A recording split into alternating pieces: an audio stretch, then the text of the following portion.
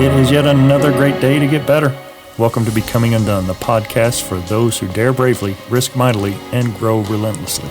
Join me, Toby Brooks, as I invite a new guest each week to examine how high achievers can transform from falling apart to falling into place. Bill Benjamin grew up in Canada and initially found his success in the software industry after earning degrees in mathematics and computer science. On the surface, that would seem like an odd combo of experience and training for someone who now serves as a highly sought-after speaker and coach who's a recognized expert in leadership training and in developing emotional intelligence. However, when you consider the fact that his work today is based on evidence about how humans communicate and lead most effectively, it starts to make more sense. Pull out your notebooks for this one, friends, because Bill has quote after quote that can inspire and direct as he talks a little bit about his story, about the Last 8% Academy, and how learning to control your emotions and thoughts can be the critical key to all your successes in episode 26, The Last 8%. Part of the genesis for this show really came from a course that I had the privilege of being involved in this past summer. And today's guest, Bill Benjamin, is partner at Institute of Health and Human Potential, based out of Canada. He's originally a Canadian native, but now lives just outside of Chicago. Bill, great to have you today. Thanks, Toby. Great to be here. So this episode will be a little different for listeners. We've spent a lot of time talking about individual stories, but the common thread, the theme that I hope you've picked up if you've been listening to these, whether in order or not, is that there's a mental approach to success. There is absolutely a trainable skill, and researchers refer to that as emotional intelligence. And unlike IQ, EQ is something we can grow, we can develop it. It's not just genetically predetermined. And so IHHP is a leader in evidence-based training solutions and basically teaching people who are either high achievers already or who are aspiring leaders to get better in that space. And better means going to the difficult ends of our abilities and facing the realities that maybe we aren't everything we could be. So, Bill, we'll start off by having you just tell us a little bit about IHHP and the Last 8% Academy. Yeah, absolutely. Thanks for having me. And I'll tell you about, exposed to it was, I have degrees in mathematics and computer science, and I spent 14 years in the computer software industry. And I was a high-performing individual contributor. And of course, what the companies do with their high performers, well, they promote them and make them a manager. And so I got made a manager. And the question becomes, does being successful as an individual contributor necessarily mean you'll be a good leader? Well, the answer for most people is no, that doesn't necessarily correlate. And that's kind of what happened to me. I turned out I wasn't a great leader or manager. So, talking about, things that I have failed at and managed to overcome, I was not a great manager or leader. And this was about 25 years ago, so going back quite a ways. And I actually got to attend one of IHHP's early emotional intelligence training programs. And it just made a huge difference for me. And I was able to apply the concepts for myself, gained a lot of self-awareness, put the strategies into practice. And it really helped me become a better leader to the point where 5 years later, I actually joined IHHP as one of the partners and owners. And, now I speak and train on this topic. So this is what I get to do for a living now. So that's a little bit of, how I got involved with IHHP. Excellent. So the company has grown, and the cohort I was a part of was really part of an institutional initiative where they wanted to bring in individuals that perhaps they'd identified as up-and-coming leaders or folks that maybe had some potential to grow in leadership. What does the typical IHHP, or more specifically, the Last 8% Academy, what do those students typically look like? What are they hoping to gain through participating in the program? Yeah, I mean, it's all over the place, to be honest. Sometimes, it's an intact team with a leader who really has a vision, who really, gets the value of emotional intelligence and the last 8%, which I'll explain in just a moment for those who might be wondering, what exactly is this last 8%? but it is sometimes an intact team. Often it is a group of high potentials that have been identified. Sometimes, again, it's an organization that has said, we want every manager and supervisor to get this training. So it's a cross section of people from across an organization. And sometimes we run it as a public program where you get people from, all different walks of life. So the participants can look very different in terms of different backgrounds. Now, in terms of, what exactly is the last 8%, that's probably worth explaining. It's actually a concept that our founder, my business partner, Dr. J.P. Palloo-Fry, came up with when he was coaching to executives at an organization, and those executives weren't getting along, like that ever happens.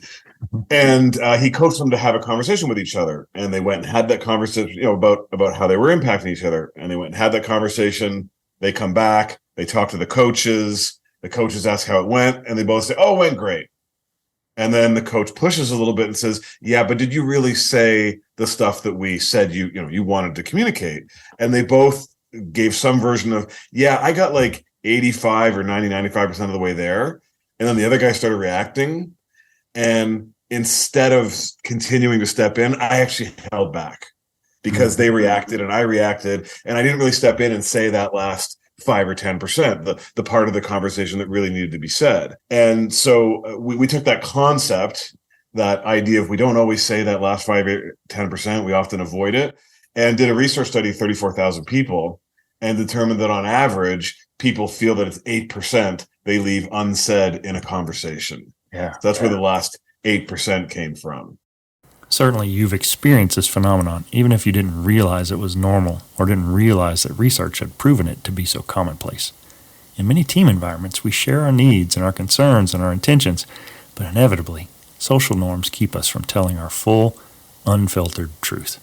We hold back, thinking that either it isn't our place or that somehow it would be rude to be fully transparent with the person we're talking to.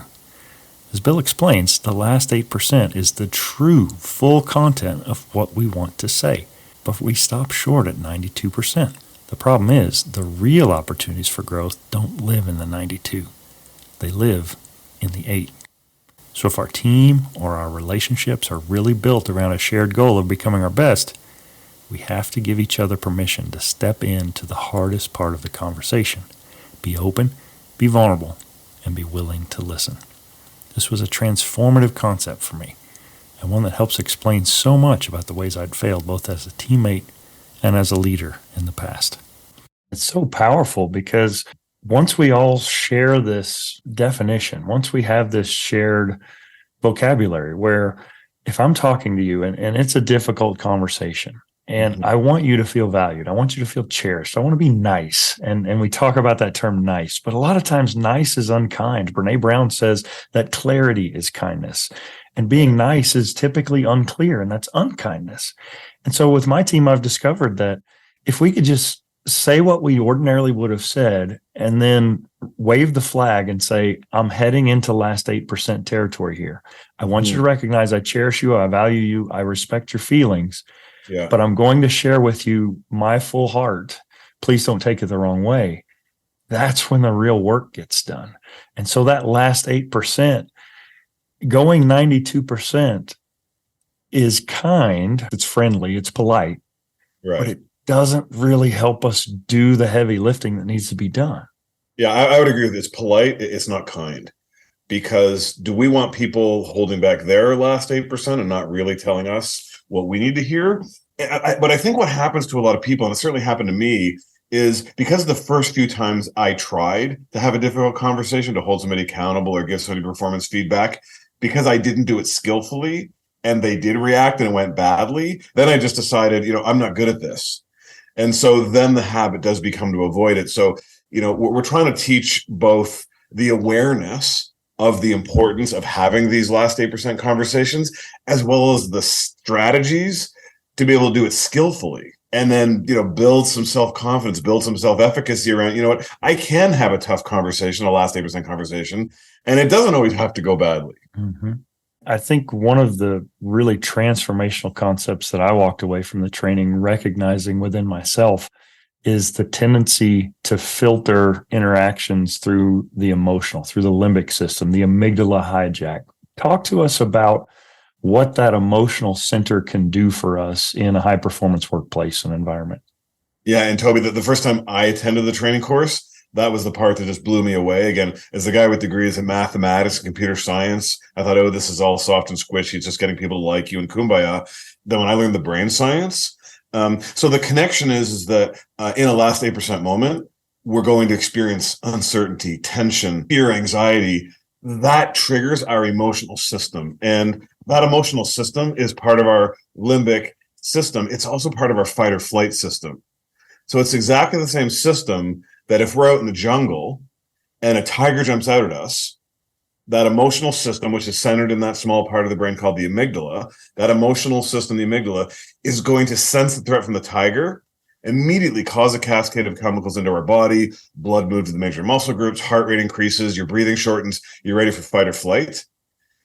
In addition, the amygdala reduces your working memory. And working memory is where you hold your short-term thoughts. So when you're calm, you can let somebody can say something to you, you can access something from long-term memory, you can see a number of options, you can collaborate, you can innovate, you can see a lot of options.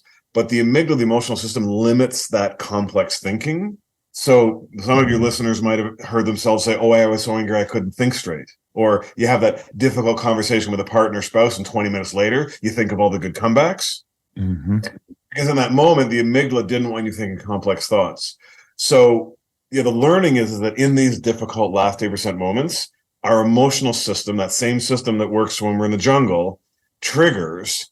And in addition to reducing our working memory so we can't think clearly, we also become a little more agitated, a little more judgmental, a little more reactive. And we move to fight or flight default behaviors. Mm-hmm. Avoid or make a mess. We use that language. And when that happens, we call that an amygdala hijack. Yeah. Because the amygdala, the emotional brain, can literally hijack your thinking mind, reduce that working memory, reduce your complex thinking ability, and then move you toward a default behavior where you avoid or you make a mess. Yes. It's called an amygdala hijack. I love the visual in the training of markers and how if we find ourselves in the midst of that emotional, that amygdala hijack, I really don't have a lot of nuance with respect to my responses. It's either I'm going to ball my fists and start swinging, or I'm going to run for my life, but there's really no in between. Yeah. But we know in our less emotional state, in our rational state, it's not just black or white. We've got grays, we've got subtle shades. There are ways that I could wordsmith that email that would respect the person and give them the opportunity to respond to me in kind without escalating this confrontation. And so if I can get out of that emotion, I've got all these other colors to work with. And to me, that was just the powerful visualization of if I just fire back, I really don't have all the tools in my toolbox that I really need to be effective. Yeah. Well, we can't do the visualization on a podcast, but I can still explain it. So I would ask your listeners this analogy of the markers. I remember I explained the working memory as being where you hold your short-term thoughts. And everybody can hold 6 or 7 thoughts plus or minus 2 in their working memory. So everyone has at least 4 places in the working memory. And so I want you to imagine you have 4 markers in that working memory, and you can make various combinations of the markers. You can move them around to do complex thinking. Well, the only math we'll talk about today on this session is when you have 4 items, how many combinations of those items are there? Goes back to like our grade 8 math. Well, it's 24. It's 4 factorial, 4 times 3 times 2 times 1. So we can see 24 different options. Now, if we have a high degree of amygdala hijack where a tiger jumps out at us, or the woman's lifting the bus off the baby, you go down to one thought, one marker, right? Fight or flight. But that happens less often, particularly in business or in organizations. What tends to happen is you get that email that kind of irks you. That person says that thing, and instead of dropping all your markers, you just drop one marker. Now you have 3 markers left, 3 places in working memory. All right, let's do the math. How many combinations are there when you have 3 items? Well, there's 6. It's 3 times 2 times 1. So what % of your thinking capacity did you just lose? Well, it feels like it should only be 25% because it's one marker, but actually it's 75% of the possible combinations, the possible options. Yeah. So, and I don't know about you, Toby, but that first marker that drops, that's my listening marker. It doesn't work that well when I have it. Right. So we lose. You're right. We become so much less capable of, as you said, seeing nuances, processing information. So we're just less smart. Not only are we reactive and emotional, but we're just not as smart when we're down a marker. Yeah. I think that is so powerful. And it is such an incredible realization to see that my gut response can be tailored. It can be fine-tuned. Like, I don't have to just blindly react. If I put my hand on a hot stove, I have a reflex that ensues. Right. The way I respond in a professional interaction is not, it may feel like a reflex, but the moment I recognize that I hold control over that is the moment that I take that entire process to be something I can improve. Instead of reacting, I'm now responding. I'm thoughtfully and consciously choosing to craft this interaction in a positive way. Yeah, I mean, to know that we have agency over how we react and respond. And the example I often give is when I was first learning this work, if I was in a meeting and I was sharing an idea and somebody made a suggestion that felt like a criticism, I'd immediately get defensive. That's a natural emotional reaction to feeling criticized in front of others. Well, what impact does that have, not only on that person, but everyone else in the meeting? Oh, Bill doesn't listen, Bill interrupts, Bill's not open-minded. But that defensive reaction, it's a neural pathway in our brain. And it's like water running over rock, it gets grooved in. But if we stop in a moment, put a new strategy into place, and go to a different behavior. So, for example, rather than being defensive, maybe I ask a probing question to clarify. That actually becomes the new neural pathway. And over time, that gets grooved in. And that becomes the new default behavior. So you're right. The brain can learn, the emotional brain can learn, and you can improve your emotional reactions. Yeah, there's a powerful visual that I discovered, and I'm racking my brain to remember the book that it came from, but it was all about mindfulness. And far too often, we just assume that our initial response, we don't weigh it, we don't measure it, we just let it bubble in our consciousness and make its way directly out of our mouth. And emotional intelligence would tell us it's okay to have that thought. Mm-hmm. You have to take that thought captive, and you have to weigh whether or not that's the appropriate response. And so the visual was, if I have that thought to fire back in that moment where I'm being criticized, and maybe I'll, say something unsavory, something I shouldn't have said, and overreact. Instead of doing that, I take that thought, and the visualization is, I set it on a leaf, and that leaf is on a stream, and it's flowing down river. And hey, that funny thought, amygdala, but you're not doing that here. My response is going to be much more measured. It's going to be more purposeful than that. The book I was unsuccessfully reaching around for in my mind during the interview is The Confidence Gap, A Guide to Overcoming Fear and Self-Doubt by Russ Harris.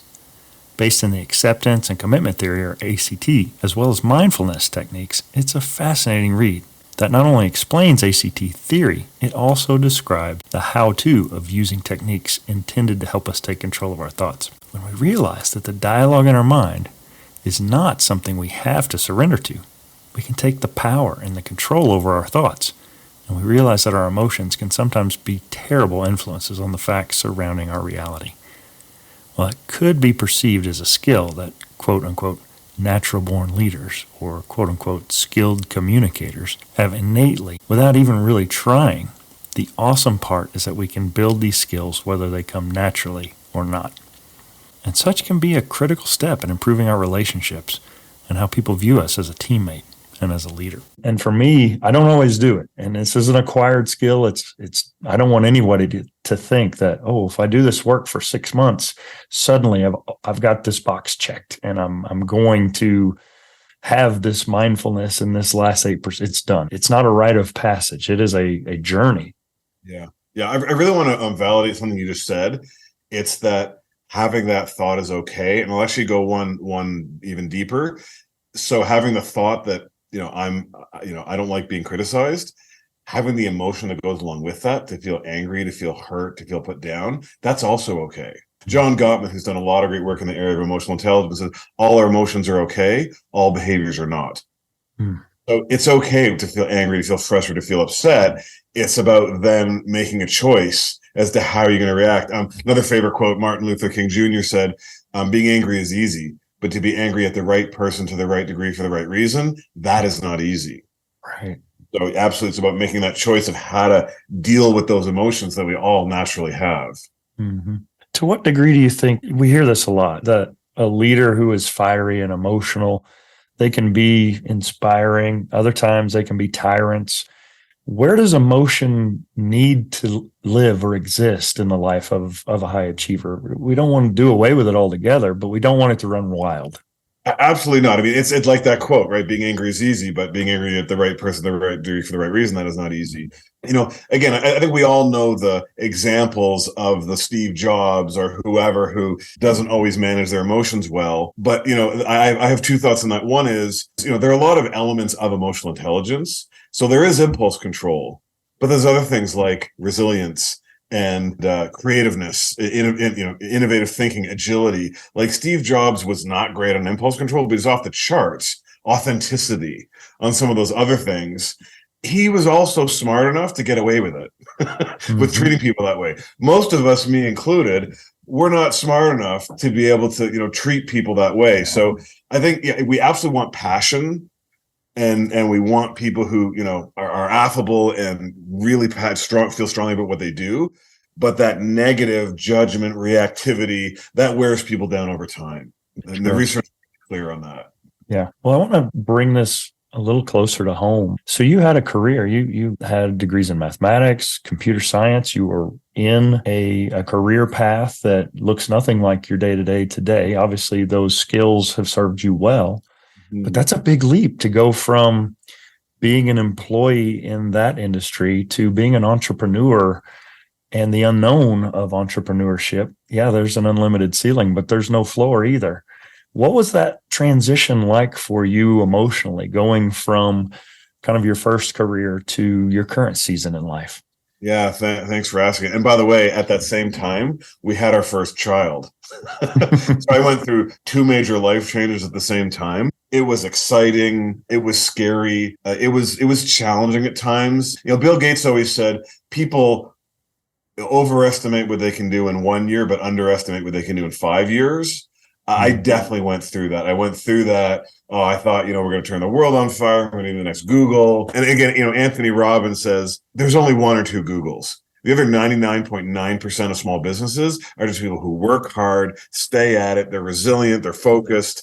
And so that was kind of the lesson I learned, is that, it wasn't going to be some sort of, immediate, we're going to go to the moon, that it was just going to take time and effort. And, it's, by the way, I'm now in my 20th year. So, it's certainly worked out, but those first few years were definitely challenging. And I probably thought, oh, this was going to be better than it really was. Yeah. And those were some hard times for sure. I think without question, making big pivots like that for people is challenging. And we might look back and think, did I make the right decision? For you, you had the benefit of this work is actually directly feeding right into, that thought or that doubt. That's not really who I am. You are actively working on yourself as a person as you're going through this transition. Would you say your identity was linked in any way to that previous career, or were you so focused on the future ahead that was the pull? You weren't as concerned about what you were leaving behind so much as what you were pressing forward toward? Yeah, I think to some degree my identity was linked to like how much money I was making, because I was doing very well in the computer software industry. And then again, I thought, I'll set the world on fire. And the first few years were tough. I didn't make the money I wanted to make. And I was definitely beating myself up and kind of down on myself. And, here we have a new baby. And did I do the right thing? And by the way, I had offers to go back to the computer software company. They were, they would have been happy to have me back. And so, I was having thoughts about, so of course. And so, it really took some grit and resilience. And I think the thing that really made me stick it out was this belief, because that this work really helps people. The people are struggling with this, with their last 8% moments, with managing emotions. And I knew it had helped me, and it was continuing to help me. And so I just had this belief that, if we could get our message across and get out there, that people would benefit from it. We're going to make a difference in the world. And so just really sticking to that. It's your why, the Simon Sinek Start With Why. It was really being connected to my purpose and my why. And then really, celebrating the celebrating the positives, right? So, in that year, in that 2 years, like we didn't earn anything, right? Like we sold a bunch of clients and we made, and we impacted a lot of people. And so, celebrating the wins and not focusing on we didn't quite hit the numbers we originally set out to. So yeah, it was definitely, this work helped me overcome those fears and concerns. Yeah. Well, we're in January now, and that's always the resolution month. And usually by the end of the month, most people have given up on that. And I see that parallel in a lot of people's lives, whether that's entrepreneurship, whether that's launching a podcast. There is a sea of dead podcasts. Someone started with energy and they have 4 episodes and they don't see the traction. And it's hard to keep going when you're pouring all this time and energy and resources and you've got these dreams and you're not seeing the analytics tell you what you're doing is making an impact. Yeah. And so for an entrepreneur, we know that exponential growth curve, it's really flat at the start. For it to start to take off takes a lot of belief. During those early years of your aligning with IHHP, what did you tell yourself to keep going, even when the numbers didn't necessarily reflect what in your heart you knew was the value of the message? Yeah. It's interesting. During that time, I read a book called Learned Optimism by Dr. Martin Seligman. And he did a lot of work, the original work around learned helplessness, where they had, they would have dogs in a cage and they'd have a lever, and the lever would give them a treat. And at some point in time, they'd turn the lever off and most of the dogs would give up. But certain dogs just kept trying, and then they'd turn the lever back on. But the dogs that had given up wouldn't try. The dogs that kept going would get the treats again. And so the dogs that gave up, that was learned helplessness. And so, he took that concept and idea and took it to humans and did a whole bunch of research and studies and identified that people who are optimistic, who are resilient, they don't globalize. So in other words, we didn't make that sale. Oh my God, we're going to lose every sale. No one's going to like us. They don't personalize. Oh, well, they didn't like me. This is my fault. I'm not good enough. And so there was a number of dimensions of this kind of resilience and optimism. And the title of the book is Learned Optimism, that you can actually learn how to overcome some of that negative thinking. And so that was really helpful. It also helped that my business partner is a coach to Olympic athletes. Mm-hmm. And so he also shared with me a lot of strategies and techniques that were really helpful. In fact, one of them I just used the other day. We call it let go of outcome. Because we get so focused on, I need, as you said, I need this many listeners, or I need this many sales, or I need this many people in a course, I need this many. And when we focus on that and it's not happening, we get tight and anxious. Whereas if we just let go of the outcome and just focus on the integrity of the inputs, that frees us up. So just let go. And so there was just a lot of, again, I was lucky I was getting coached by someone who coaches Olympic athletes on, how to stay in the game, how to stay resilient, how to stay strong. So I learned all kinds of great strategies too that still stick with me. Yeah, that's fantastic. One thing that I emerged from the program was an awareness of not just my interactions with others, but this last 8% is valuable internally as well. And me being willing to have difficult conversations, if you will, with myself. And for me, the challenge has always been, I tend to start things, but I don't always follow through. And I think that really comes from a place of questioning the validity of whatever it is I'm trying to build. And so if I don't see that initial, I'll start a business and lots of enthusiasm, motivation's always high at the start, but then motivation evaporates.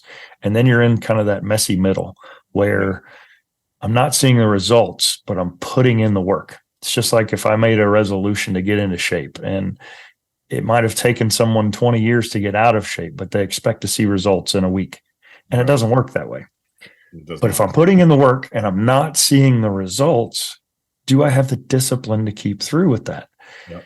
And for me, even like this podcast, I said, I'm not even going to attempt it unless I commit to at least a full year. I'm going to do 3 episodes a week. I'm going to do it for a full year, and then we'll reassess. I don't want to pour good resources after that by continuing to do something or produce something people aren't interested in. But at the same time, I need to give it a chance to really see if it can be successful. And so that last 8% for me is being willing to take hard criticism. listen to my own voice, which I hate. Yeah. Be open and honest with yourself, because unless you're willing to take hard coaching, unless you're willing to encounter something other than a pat on the head, you'd never get better. Yeah. I want to comment on two things, and that's great wisdom, Toby. By the way, 3 a week. Wow, that's a lot. Good for you. So that whole voice in our head, we always say, if we talk to our friends the way we talk to ourselves, we don't have no friends. Yeah. And so, a big part of personal performance confidence is, being able to question that voice in our head. You don't have to believe everything you read. Well, you don't believe everything you think. So that's such a powerful learning, but we tend to amplify the negative about ourselves. The other story I think is really great that fits into what you're talking about here is the story of the Chinese bamboo. So the Chinese bamboo plant, you plant it, and in year 1, you water it, and there's no growth above the surface. Year 2, you continue to water it, and there's still no growth. Year 3 and 4, no growth. In year 5, it sprouts up in a 5-week period, 60 to 80 feet. Wow. And it has the tensile strength of steel. Hmm. And the question is, was there no growth? No, the root system was all being established. It just wasn't growth you could see. And so, I just love that story of the bamboo. That was one we would always tell and kind of keep me going, keep me inspired. And, yes. and it's true. I mean, by the way, I still have clients from like 18 years ago. So those roots we were planting, still bamboo growing. So I love that bamboo story when it comes to talking about, resilience and sticking it out. I think that is such a powerful visual, and it really is an inspiration, because if you give up and you stop watering, you never reach that point where it shoots through the surface. That's right. So good. So you've obviously applied this in your own life. Give me an example of where you feel like this teaching has maybe impacted you, Bill, personally the most. That's easy. I have 2 teenage daughters, Toby. And so to be the best dad I can be, to recognize that I'm modeling. We always say, don't worry, your kids aren't listening to you, where they're watching everything you do. Yeah. So if I'm yelling at my teenage daughter to stop yelling, all I'm doing is teaching her to yell when she's upset. I'm actually literally creating those neural pathways in her brain that become her default behaviors. And so, just to be able to manage my own reaction. And secondly, the work that we do around emotional connection, the building bridges model, the idea that we so often we sort of start from our side of the bridge. We communicate, we parent, we influence, we coach, but we often don't really think about what's on the other side of the bridge, what's going on for that person. So that ability to kind of connect and really understand, what my daughter's going through, what some of her challenges are. I absolutely use that in business, and it's just been so much more impactful with my teenage daughter. Yeah. So that's definitely where the work is at the. And that's the great thing about this work. It isn't just a business tool. It's emotions show up at home, and so I'm sure you've probably had that experience too, right? Yes. So well said. Yeah, I've got a 19-year-old and a 16-year-old, and I will caution / encourage listeners that if you go through this training, sometimes it's a process of deployment for me. So I might not respond the way I have been trained and know to do. But in retrospect, as I'm reflecting back on that interaction, I realize, I should have used that tool. I should have visualized that I was dropping markers in that moment. And then the next time it happens, it's a little better, and it's a little better. It is a sequential, it is slow, steady improvement. I don't have to make massive changes, but I need to reflect, and I need to make sequential changes over time. And what you're talking about is the self-awareness piece. That comes before the emotional management and emotional connection, if you remember the model. So that even awareness that, I just had an amygdala hijack. I just dropped markers. I went to my normal default behavior, but you know what? I'm reflecting on what happened, why it happened, and I'm visualizing how I'd like to behave differently next time. You're literally retraining your brain to think about behaving differently next time. So that self-awareness is the most powerful part of the work that we do. So that absolutely is part of continuous improvement. Yes. I think it's safe to say that this teaching is probably more important today than it was pre-COVID. Today, we see distributed workforces, people working from home. We've got just the entire face of our workplaces has changed, and it's harder than ever to have organic relationships for that reason. I don't just see you in the hallway oftentimes. I don't just bump into you at other meetings. So how has our post-pandemic world impacted the work that you and IHHP are doing? Yeah, and I'll answer that in a moment and just add that it's not only the hybrid, it's the work economy that we're in and the challenge of finding good people. And so that ability to have exceptional leaders who retain and engage people. I mean, and by the way, this is a 10-year trend. This isn't just post-pandemic. And yes, there's some technology companies laying people off, but this is a 10-year trend where there's going to be more jobs than good workers. And so you're right. It's more critical now. And so what we're teaching people is to be more proactive about making the connections, about number one, being present and not getting distracted when you're on Zoom, because you've got to pay more attention to people. You got to listen better, but also, to reach out, to connect with people, to find time, because, the talk at the water cooler that you never have, right? To still have those connections and to be thoughtful and proactive about it is part of what we teach. So absolutely, I mean, we had our best year speaking last year that we've ever had, because people are recognizing how important, how valuable this work is. Yeah. Although the vision for this podcast is to apply to virtually anyone who is concerned with growth, our early episodes have really been heavily slanted toward athletes. And I think changes here in the US with transfer portals and name, image, and likeness deals, coaches now find themselves having to re-recruit their rosters every day. If you happen to have one negative interaction with a student athlete, there's no longer the detriment of, well, if I transfer somewhere, I have to sit out a year. They can be eligible right away. So you have to keep them happy or they're gone. And so for coaches, for administrator support staffs, these emotional intelligence skills are more important than ever. If we want to build, and you said maintain and feed into so that people feel valued in our culture, we have to actively pursue being better at these skills on our own. And especially in the last 8% moments, because if you remember, when we're triggered in the last 8% moment, it's cortisol that gets released into the brain. And in addition to reducing the working memory, cortisol also causes memories to sear in. Yeah. So people remember how you showed up in that difficult moment, right? If you had that outburst, or if you didn't deal with something or address something, they don't remember what you're doing in the 92% of moments when everything was going well and everyone was getting along. It's in those moments. So those last 8% moments and being emotionally intelligent in those last 8% moments is critical to retention in business, but as you say, also in athletics. Yeah. Because it's the same. I mean, right now it's pretty easy for an employee to say, I don't like my boss, I'm going to go find another job. And so it's the same, as you say, in coaching and athletics. Yeah. So Bill, you're obviously doing great work with IHHP, specifically with Last 8% Academy.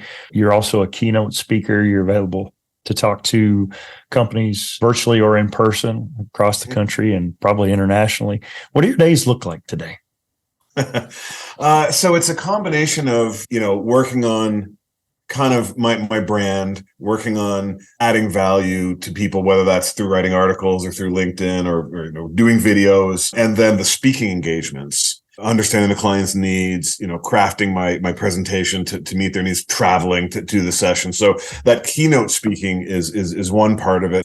We also have a speaker bureau that we're exclusive with. So, managing those relationships, cultivating those relationships. And in addition to the keynote speaking, we also have the training part of our business. So you went through one of our training programs. So we have employees, we have a team, we set strategy, we set goals, and so I also spend time in sales meetings and product development meetings. And I mean, I'm really lucky. I get to do a lot of really cool stuff. I have some less cool, we all have our, the expenses and managing, the admin that I have to do. But overall, 90% of my day is doing the keynote speaking or managing and leading the training business. I'm so fortunate. My business partner, Dr. JB Blue-Fry, we've known each other since high school.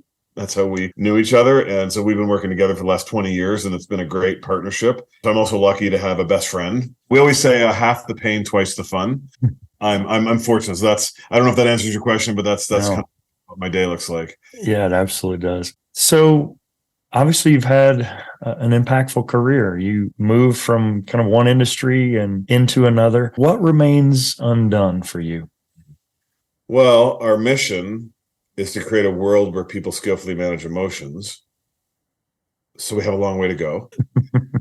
It's amazing to me that after doing this for 20 years, every day, every keynote, I'm in rooms or virtual programs with people who this is new to, that they don't. So I'm still introducing people to this concept of just that emotional intelligence is important, that there's brain science to it, that you can learn and get better. So there's just still a huge audience of people. The other thing that, and this is with JP's vision that we've been working on, is not just looking at individual and individual leader development, but a person's ability to show up and perform and behave in a certain way is almost, it's 50-50. It's 50% their own internal capabilities and beliefs and attitudes, and it's 50% the environment that they're in. So if you want an environment where people share ideas, but there's senior leaders who cut people down whenever they share ideas, they're going to be less likely to share ideas. So we've actually been doing a lot of work at the cultural level, looking at not only creating a last 8% leader, but what does a last 8% culture look like? Ooh, yeah. And the idea that in a last 8% culture is one that's high in both connection, so people feel valued, people feel heard, there's psychological safety. And that's the part that people tend to focus on when they look at culture and values. But we need a culture that's also high in courage. Yes. People are willing to do the tough things, name inconvenient truths, have the tough conversations. And so we've really started working with organizations at the senior level, looking at what kind of culture do they have. We've created an assessment. Where are you at on this, connection versus created a 4-quadrant model. Where are you at on this model? And what do you need to do to get better? So really assessing, how does this team need to function and show up better? And then each individual leader owning the culture on their team. Yeah. And so the connection to the emotional intelligence is, well, if you want to create a last 8% culture that's high in connection and courage, you need to model that yourself. Yeah. Well, you need to be emotionally intelligent. You need to have tough conversations. And so we're broadening our work. And what's nice about it is, I know we've had impact in organizations where we've trained a lot of leaders. I think this way we can even have a broader impact by looking at both culture and leader training. And so that's a whole bunch of exciting new work that we're doing. We're also writing our next book. In 2015, we wrote Performing Under Pressure. I was a contributor, but not a co-author. JP and a partner were a co-author.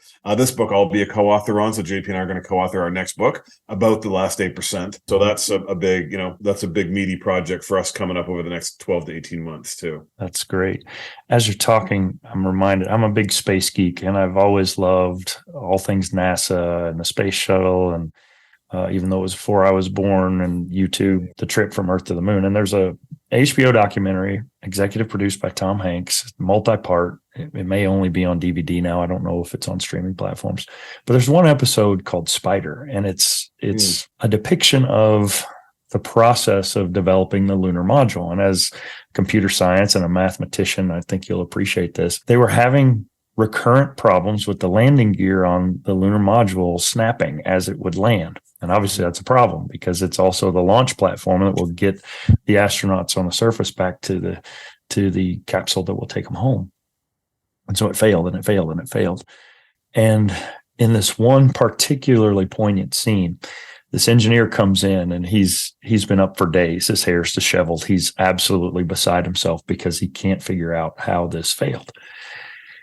And he's got this stack of, old dot matrix printer. And he comes into his supervisor and he says, "Sir, we discovered it. It was a computational error, a simple arithmetic error months before. And it led to a series of mistakes across the way that grossly overestimated the tensile strength of this piece of metal, whatever." And I'll never forget the response to the leader, the manager. This is a high stakes. I mean, the president of the United States had said, we're going to plant a man on the moon before the end of the decade, and they are under the gun. And this contractor's got millions of dollars riding on this, right? And he says, "This is good." The guy looks puzzled, and he points at the arithmetic. He says, "This isn't good. This is bad." But this conversation, if we have any chance at successfully landing a man on the moon and getting him home, we have to have conversations like this. Yes. And I thought, wow, what a leader. In that moment, he could have crushed that guy, But in that moment, he forged. That's an amygdala. He seared in that this guy cares about me. He said, go home, get some rest. And when we come back, we're going to fix this. And it gives me chills just thinking about it. I don't know if that interaction actually happened, if it's a dramatization, but I thought in the moment when people under my leadership are most vulnerable, for them to know that having the courage to tell me the truth is valued, it's cherished, it's part of our culture. It's not just what we do, it's who we are. That makes all the difference. Yeah, Toby, that's a great story. There's something called CEO's disease, which is that the higher up you go in an organization, the less candid feedback you get because people don't feel safe. So what that leader did was create that environment where there is psychological safety, where people can admit a mistake, try something, new. It's so important in organizations to be agile, to be innovative. So what a great example. By the way, I've actually presented to NASA. I've been to the Johnson Space Center, and I was presenting to a bunch of NASA engineers once. And there's a part of my presentation where I say, it's not rocket science. And I said that, I look at them, I go, actually, it is rocket science. You guys are doing rocket science. Right. Well, that's fantastic. Well, Bill, thank you so much for being with us. As I said, this isn't our typical template, but it's fantastic. I love and applaud what you and JP are doing and wish you all the best. I know what you have to teach it's a pain point for a lot of people. You are filling a gaping need in the leadership community. So I want to applaud you and encourage you for your work. Well, thanks, Toby. I mean, same to you. I mean, you're taking something that you're passionate about that had a benefit for you and saying, I want to share this. I want more people to learn this. So, kudos back to you for doing the same. And I wish you all the best with the podcast. Yeah. So last, how can listeners connect with you or get involved or check out what you're doing with IHHP or Last 8%? Yeah, I mean, I'm Bill Benjamin on LinkedIn with the Institute for Health and Human Potential. Our website is ihhp.com. By the way, the course that you attended, Toby, we do run as a public program, and so people can sign up and attend. Yeah, absolutely. Reach out to me, bill.benjamin@ihhp.com. Would love to hear from any of your listeners. Fantastic. Bill, thanks again. All righty. Thanks, Toby. Have a great weekend. You as well. The work that Bill and his business partner, JP Palu-Fry, are doing is not just evidence-based for the sciencey types among us. It's highly effective for the practical folks, too. If you're interested in growing, not just as a leader, but also as a person, be sure to check out the Last 8% Academy. And if you're really ready to get serious about maximizing your growth potential, find a partner or a team and do it together. For me, it truly did expand not just what I thought I knew about leadership and my behavior, but it also helped me plot a course to grow into a more thoughtful and compassionate human being.